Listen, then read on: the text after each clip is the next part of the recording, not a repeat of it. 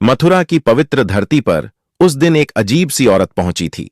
बिखरे बाल, साधारण कपड़े और आंखों में एक अजीब सा खालीपन। देखने वाले यही समझते कि कोई बेसहारा, शायद मानसिक रूप से असंतुलित स्त्री है, लेकिन हकीकत इससे बिल्कुल उल्टा थी। वह औरत कोई और नहीं बल्कि आईपीएस कविता चौहान थी।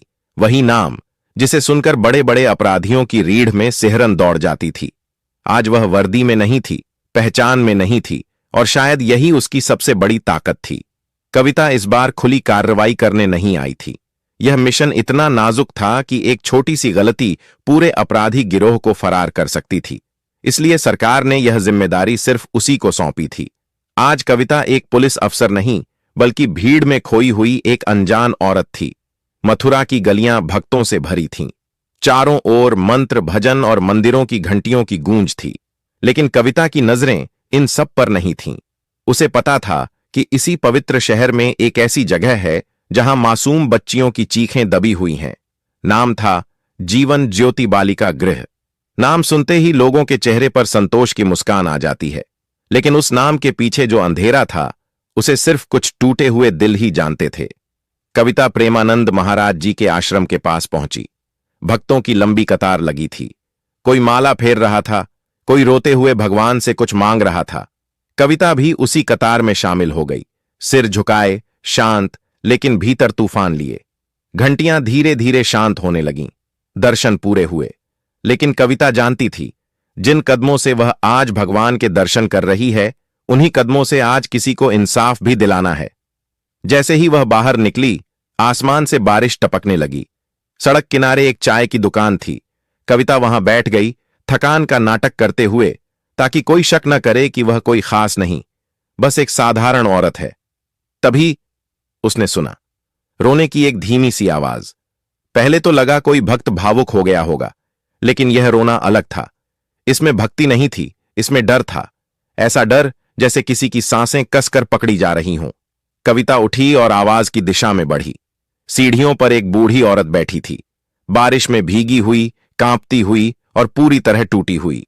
कविता ने बेहद नरमी से पूछा, मां जी, क्या हुआ? आप इस तरह क्यों रो रही हैं?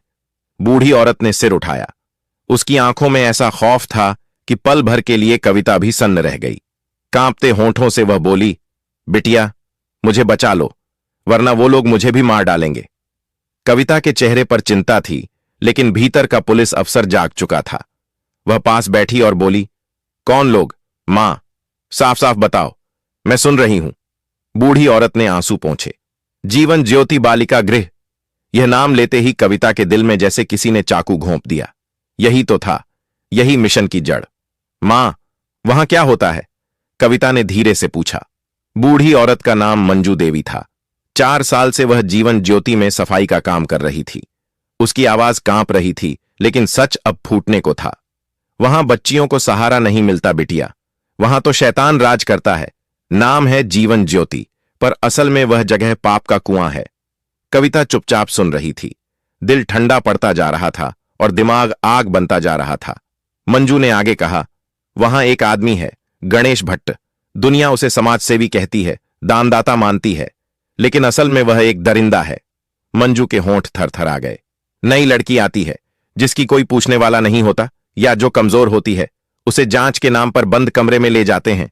इतना कहते कहते मंजू की आंखें भर आईं। शब्द खत्म हो गए, लेकिन सच्चाई बोल चुकी थी। और उसी पल आईपीएस कविता चौहान ने मन ही मन कसम खा ली, अब इस पाप के कुएं में उजाला उतरेगा। कविता ने धीरे से मंजू का कांपता हुआ हाथ थाम लिया।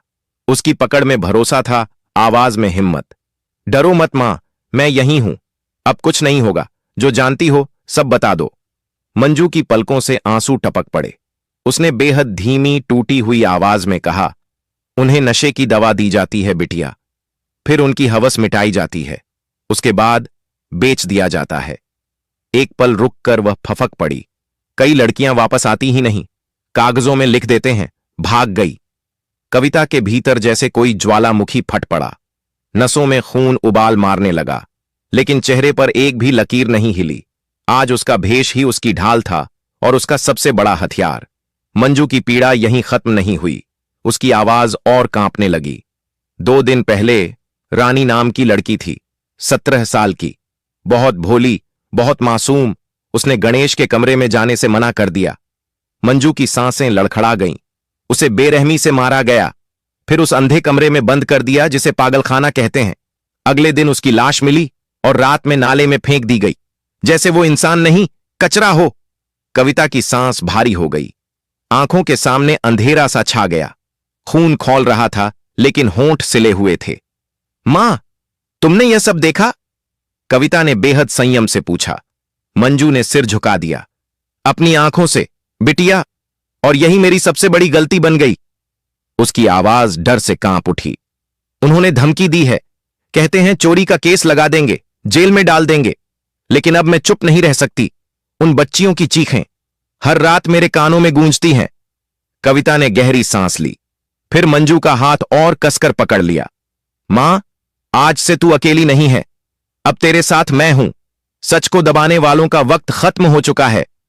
मंजू ने डर और उम्मीद के बीच झूलती नजरों से पूछा, पर बिटिया, तू है कौन? मेरी मदद कैसे करेगी?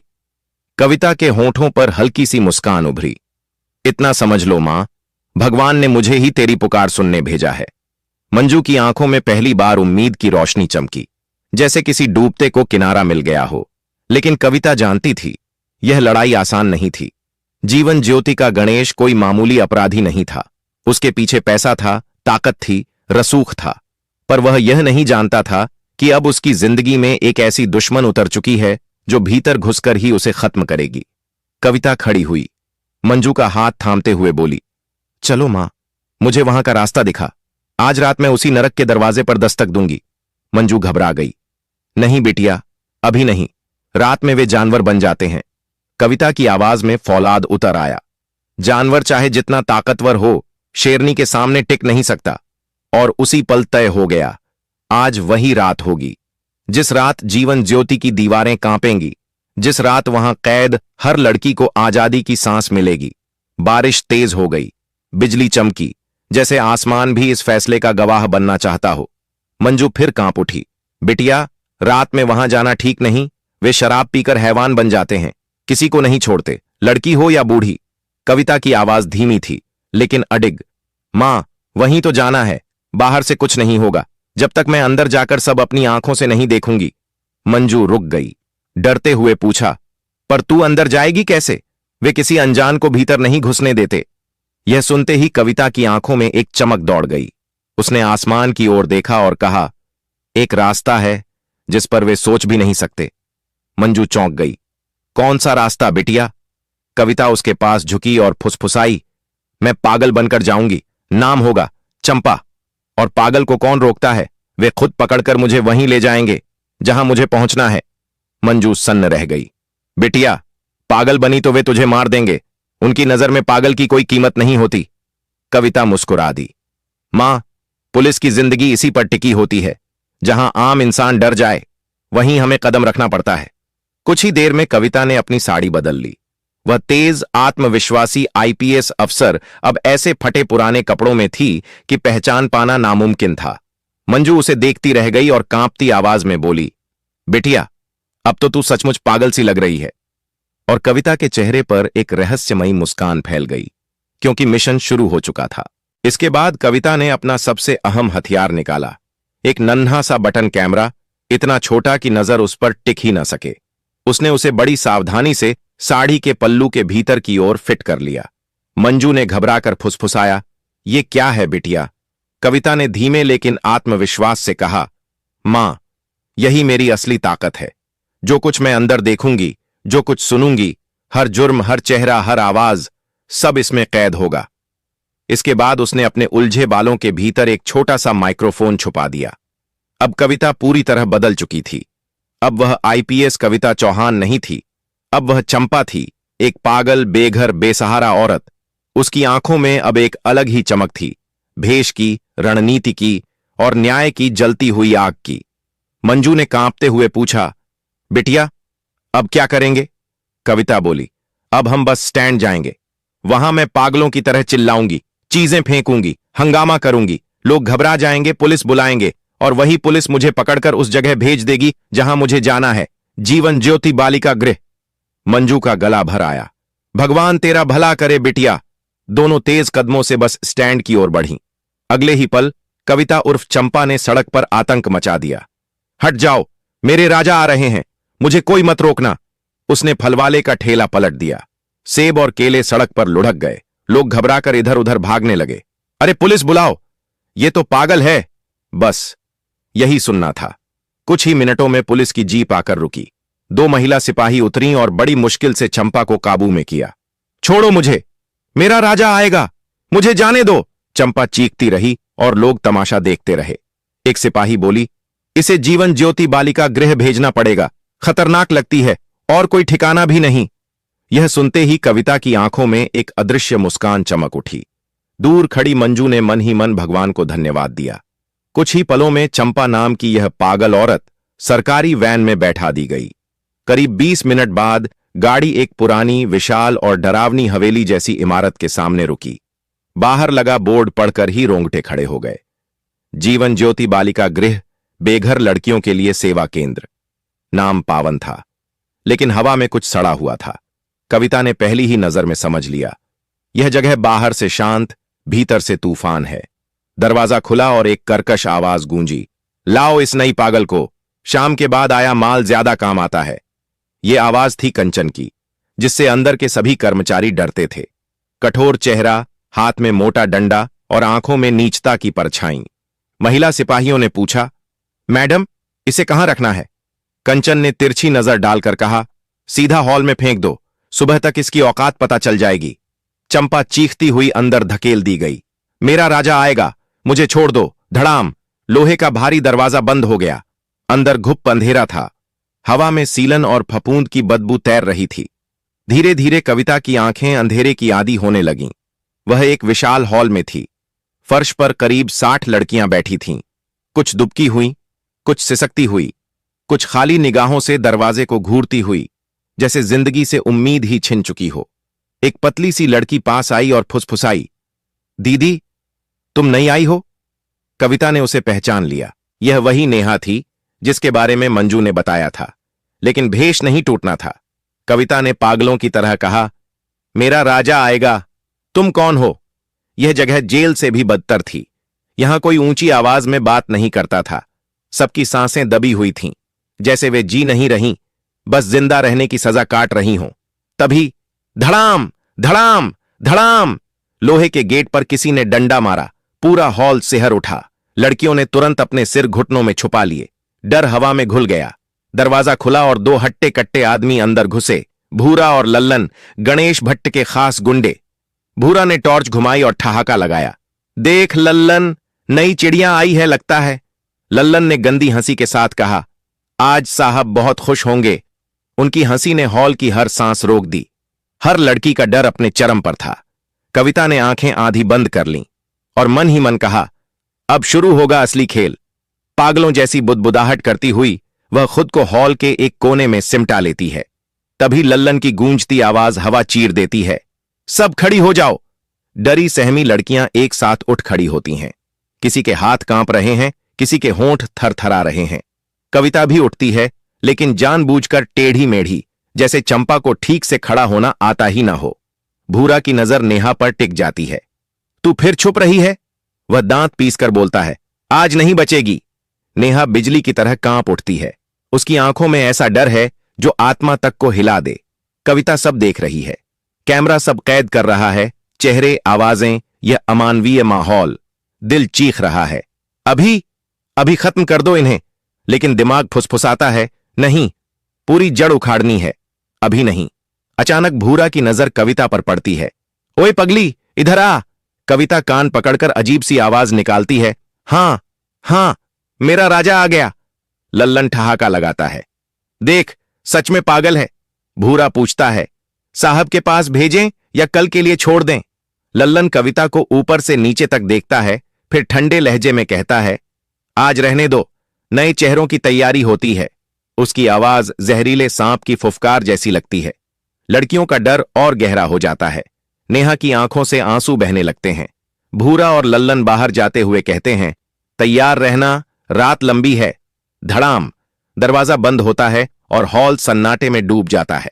रात करीब 11 बजे गैलरी में भारी कदमों की आवाज गूंजती है। यह आवाज अलग है और कहीं ज्यादा डरावनी। अंधेरे से 3 साएं उभरते हैं, भूरा, लल्लन और उनके पीछे एक और परछाई, गणेश भट्ट, लगभग 50 साल का, चेहरे पर झूठी शान और आंखों में सड़ी हुई निर्दयता। हॉल में जैसे सांस लेना भी मुश्किल हो जाता है। नेहा डर के मारे चेहरा ढक लेती है। बाकी लड़कियां सिर झुका लेती हैं।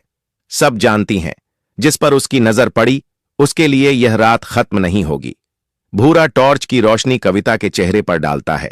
कविता जानबूझकर चेहरा तिरछा कर लेती है और पागलों जैसी हंसी हंसती है। मेरा राजा आ गया। गणेश हंस पड़ता है। अरे वाह, नई चिड़िया, लल्लन कहता है। साहब, आज ही पुलिस लाई है, पूरी पागल लगती है। गणेश आंखें सिकोड़कर कविता को देखता है। दिलचस्प, वह बुदबुदाता है। नेहा हाथ जोड़कर गिड़गिड़ाती है। भैया, इसे मत ले जाओ, ये सच में ठीक नहीं है। जवाब में लल्लन का व्यवहार और सख्त हो जाता है। नेहा गिर पड़ती है। कविता की मुट्ठी कस जाती है। नाखून हथेलियों में गड़ जाते हैं, लेकिन वह खुद को रोकती है। अभी नहीं। गणेश इशारे से आदेश देता है। ऊपर ले चलो। भूरा और लल्लन उसे पकड़कर बाहर ले जाते हैं। कैमरा अब भी चल रहा है। हर कदम, हर शब्द दर्ज हो रहा है। सीढ़ियां ऊपर जाती हैं। दीवारों पर चमकते बल्ब जैसे किसी आलीशान इमारत में हो।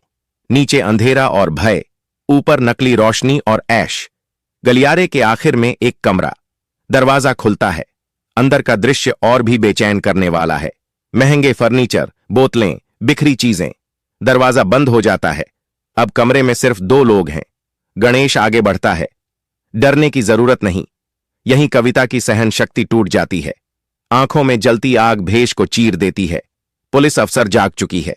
जैसे ही वह आगे बढ़ता है, क्षण भर में सब बदल जाता है। कविता बिजली की तेजी से हरकत करती है। एक झटके में उसकी कलाई पकड़कर मरोड़ देती है। चीख गूंज उठती है। आह, तू है कौन? कविता सीधी खड़ी हो जाती है। चेहरे से पागलपन गायब, आंखों में सिर्फ सख्ती और हिम्मत। वह साड़ी का पल्लू कमर में कसती है और भारी साफ आवाज में कहती है, मैं आईपीएस कविता चौहान हूं और तेरा खेल आज यहीं खत्म होता है। गणेश की आंखों में अचानक जैसे बिजली कौंध गई। नहीं, तुम झूठ बोल रही हो। उसकी आवाज लड़खड़ा गई। कविता ने बिना एक पल गंवाए अपनी साड़ी के पल्लू से छोटा सा कैमरा दिखा दिया। तेरी हर गंदी हरकत इसमें कैद है, वह ठंडे स्वर में बोली। हर लड़की की चीख, हर धमकी, हर सौदा, सब कुछ। अब यह सिर्फ कहानी नहीं, सबूत है। गणेश पीछे हटने लगा। उसकी सांसें तेज हो गईं। चेहरे की रंगत उड़ चुकी थी। डर, असली डर, अब उसकी आंखों में साफ दिख रहा था। घबराहट में उसने दराज की ओर हाथ बढ़ाया जहां उसकी पिस्तौल रखी थी, लेकिन उससे पहले ही कविता बिजली की तरह उछली। एक जोरदार लात उसकी उंगलियों पर पड़ी। धड़ाम! दराज बंद हो गई। गणेश चीखता हुआ फर्श पर जा गिरा। कविता ने उसके सीने पर घुटना टिकाया और झुककर बोली, नीचे देखकर लड़कियों को दबाता था ना? उसकी आवाज में आग थी।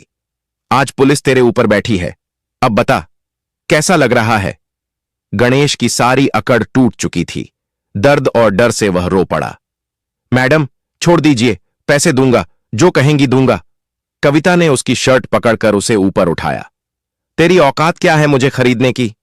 फिर उसकी आंखों में आंखें डालकर कहा, आज तू नहीं, तेरे जैसे हजारों दरिंदे पकड़े जाएंगे। इसके बाद उसने अपने बालों में छिपे माइक्रोफोन की ओर हल्के से झुककर कहा, अल्फा 1, टारगेट कंफर्म, ऑपरेशन शुरू करो, अभी। अगले ही पल पूरा जीवन ज्योति सायरनों से गूंज उठा। पुलिस की गाड़ियां बिजली की तरह परिसर में घुस पड़ीं। लाल नीली रोशनी दीवारों पर नाचने लगी। पूरा अड्डा हिल गया। जमीन पर पड़ा गणेश चिल्लाया, मैडम, मैं निर्दोष हूं, यह सब झूठ है। लेकिन उसकी आवाज सायरनों में डूब गई। एक तरफ से इंस्पेक्टर मनोज सिंह अपनी टीम के साथ दाखिल हुए, दूसरी ओर से हवलदार विपिन चौहान अपने दस्ते के साथ। मनोज सिंह की गूंजती आवाज आई, सभी दरवाजे तोड़ो, हर कमरे की तलाशी लो, कोई बाहर नहीं जाएगा। धड़ाम धड़ाम धड़ाम! दरवाजे टूटते चले गए। छिपे हुए गार्ड भागने लगे, लेकिन पुलिस ने सबको दबोच लिया। नीचे हॉल में लड़कियां जाली पकड़े कांप रही थीं। उन्हें हर तेज आवाज अब भी किसी नए जुल्म का इशारा लग रही थी। तभी नेहा ने फुसफुसाकर कहा, शायद कोई हमें बचाने आया है। और उसी पल सीढ़ियों से कविता उतरती दिखाई दी।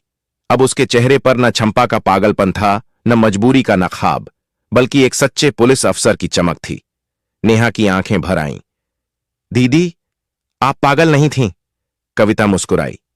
नहीं बेटी, मैं तुम्हें बचाने आई थी। फिर पूरे हॉल की ओर देखकर कहा, और आज तुम सब आजाद हो। नेहा फूट फूट कर रो पड़ी। दीदी, मैंने तो उम्मीद ही छोड़ दी थी। कविता ने उसे गले लगा लिया। अब कोई तुम्हें नहीं छुएगा, कोई नहीं मारेगा, कोई नहीं बेचेगा। इधर पुलिस ने सभी गार्ड्स को हथकड़ी लगाकर लाइन में खड़ा कर दिया था।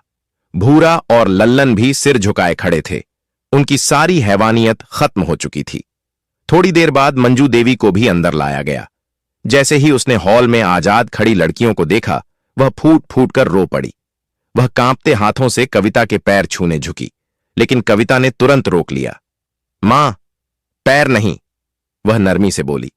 सच बोलने की हिम्मत ही सबसे बड़ी पूजा होती है। सुबह होते होते जीवन ज्योति बालिका गृह सील कर दिया गया। जांच एजेंसियां सबूत जुटाने लगीं।